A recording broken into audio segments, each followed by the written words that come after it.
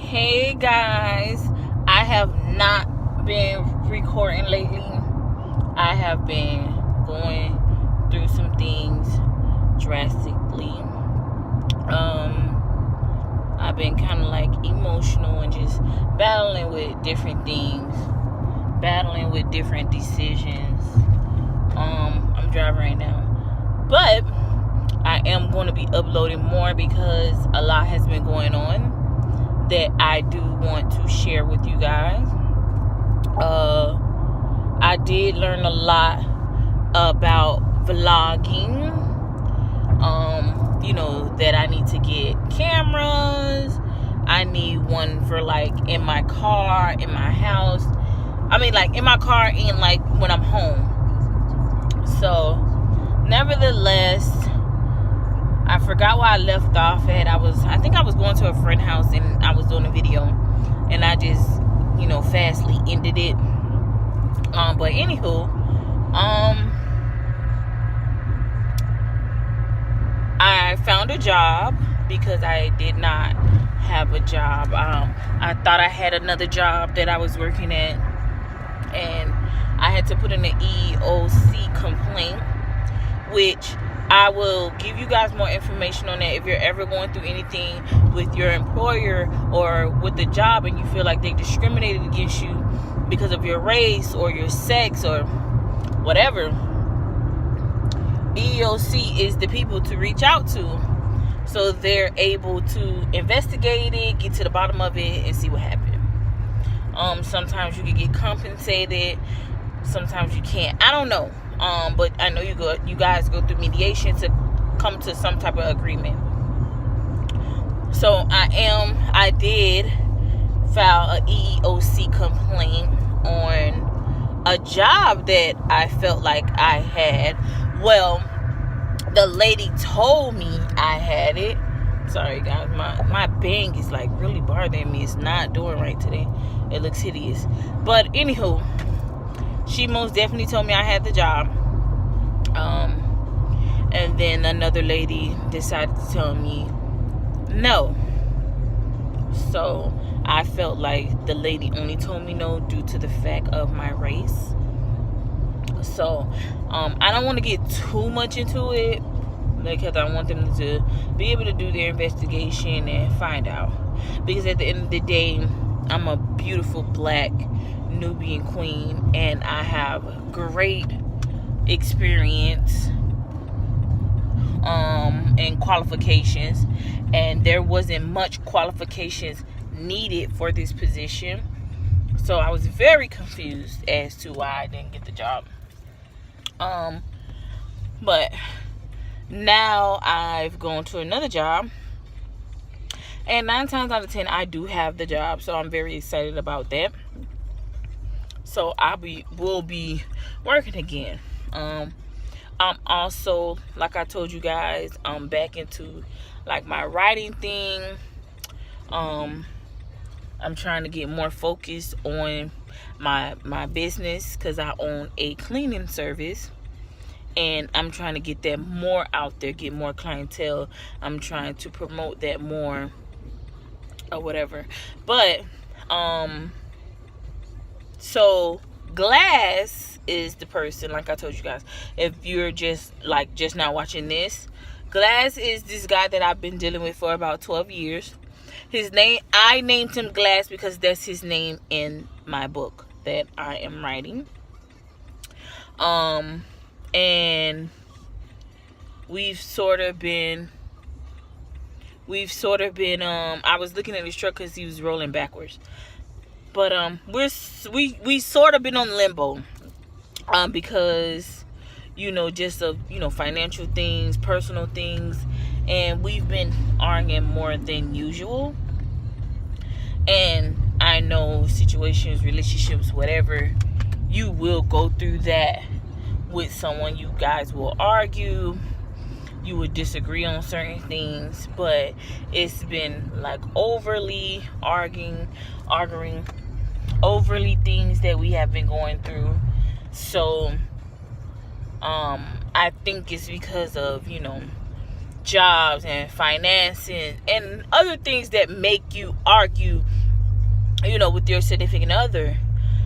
So it's just a part about trying to overcome that and, be together, stick together, work it out, whatever. And then sometimes it can, break you down to where you don't want to work it out, you don't want to try, you don't want to do it because it's just like you're just so drained and you're just so over it. So that's something else. So we both, and I'm a Cancer, so I feed off other people's energy. And with me and him, we kind of feed off of each other's energy and, go off of each other's energy. And we have big differences because, I feel like his values, and not even his values, I'm not even going to say his values. I just feel like some things are not as important to him as they would be to me. For example, like I've always said, I always feel like when you're dealing with each other's parents, that's something important to me. And I would like for it to be important to others, especially like your significant other. That should be greatly important to them. Like time management, just arriving on time, just different things, especially when it's dealing with the parents. I feel like, there's just a different level of like respect when you're dealing with each other's parents. And that's just me. It's just certain things I wouldn't do, I wouldn't say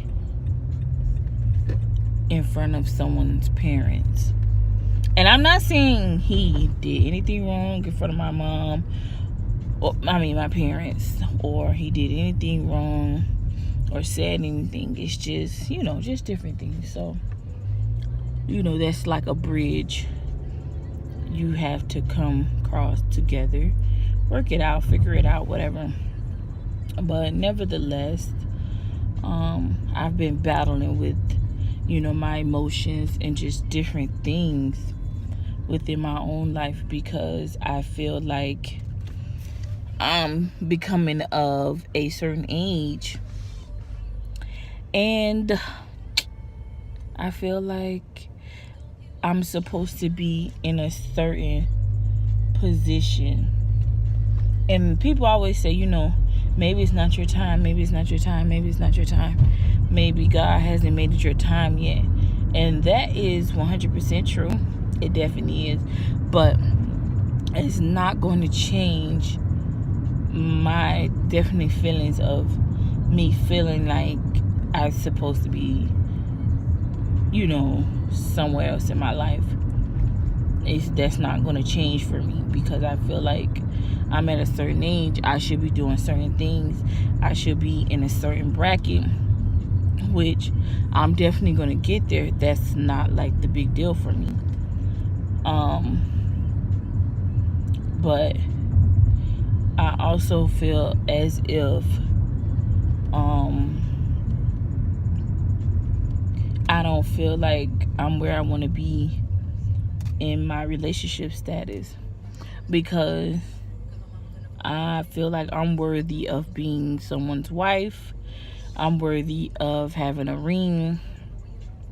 I'm worthy of all those things because I am wifey material. I am a wife. And I feel like the person that you're with should know you're a wife. And they should take the proper steps to make you a wife.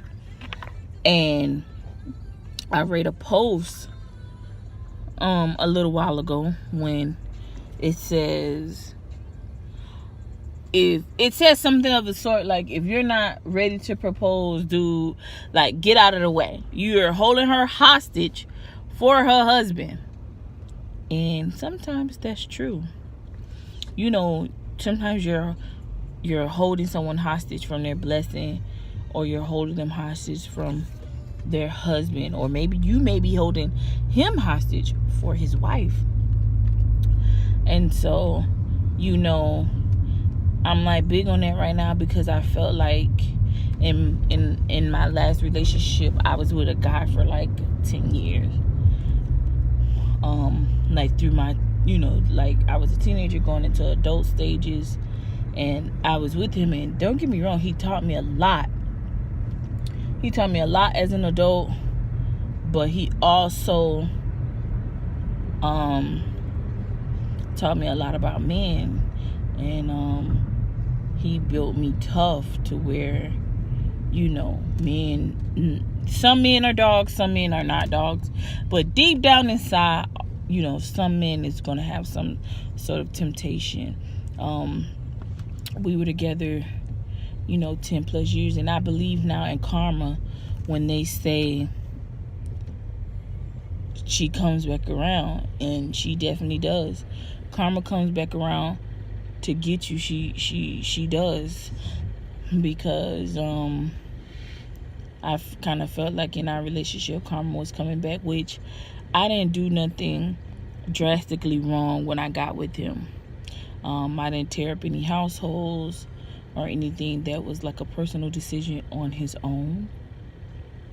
But I feel like it was a lot of wasted time. But I learned a lot. I learned a lot dealing with him. He made me a totally different person. But I'm still loving and caring and all of that. But now I'm dealing with this guy, and I love him. I'm in love with him. But now it's to the point to where I want certain things. I want certain and different things in life. It is time to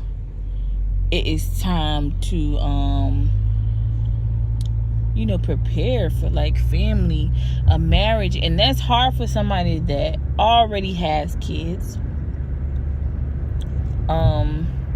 And that's what I'm dealing with him. Already has kids, not too gun-ho about having any more. So it's just like, do you stay and sacrifice you not having one? Like, it's just different things.